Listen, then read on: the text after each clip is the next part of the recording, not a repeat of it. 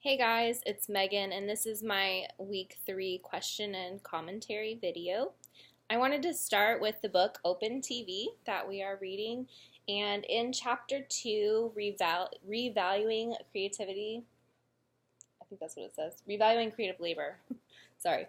On page 64, when they're talking about comedians and comedy writers and the rise of the YouTube indie comedy, and what got me thinking about this is actually the whole concept of social media and streaming services. When I think about YouTube or Instagram or Facebook even, I know that there are people who catch my attention, maybe come across a viral video of someone performing. It has oftentimes been comedic in nature, and it makes me think about how that impacts our lives as graduating students of a communication and media program. And so my question for you is, do you plan on creating a brand for yourself? If you haven't already, and if you have, share about that, please. I'm really interested in how people are diversifying their portfolio by branding themselves on social media and in streaming services. In the book, it talks about how some popular comedians were actually still having a really hard time breaking into the industry. And I think part of that problem is saturation. There's just everybody's branding themselves, and everybody thinks that they have something to contribute creatively. And so I just want to know, what are your experiences with that, if you have any, and do you plan on going that route?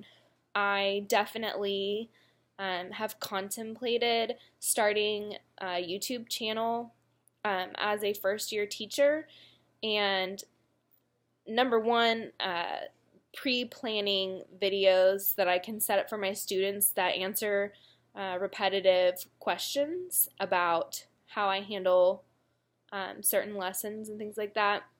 And then that really got me thinking about, well, maybe I should really brand myself. Maybe I should blog about my first year teaching experiences, and maybe I can collect resources that other people will find beneficial.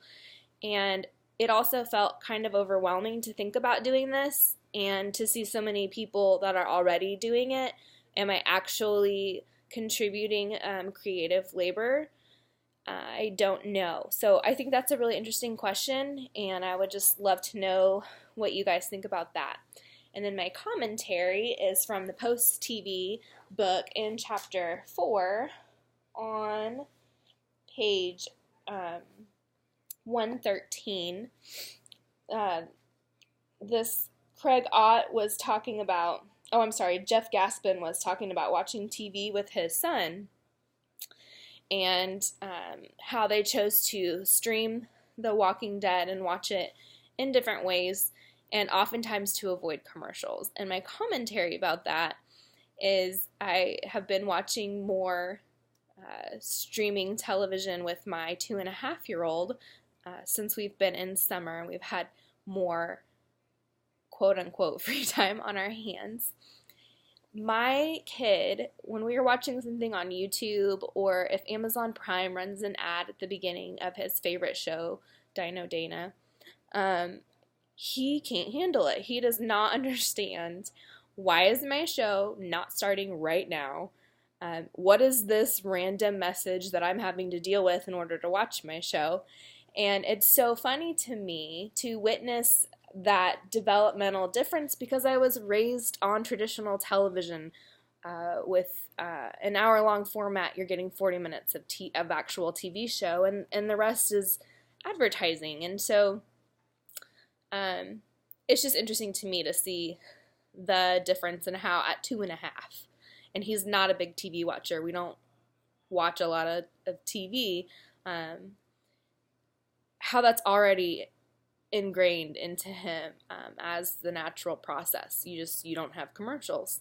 And then also it makes me think about, how is he getting his advertising, and how will he get his advertising in the future, because I think advertisers will always find a way, And it's just an interesting thing to process, the differences between how we consume media now compared to how I consumed media growing up and how it has evolved. So that's it for me this week. I'm sorry for the late post. I will be on top of these next week, and as always, I look forward to hearing what you guys have to say. Thanks.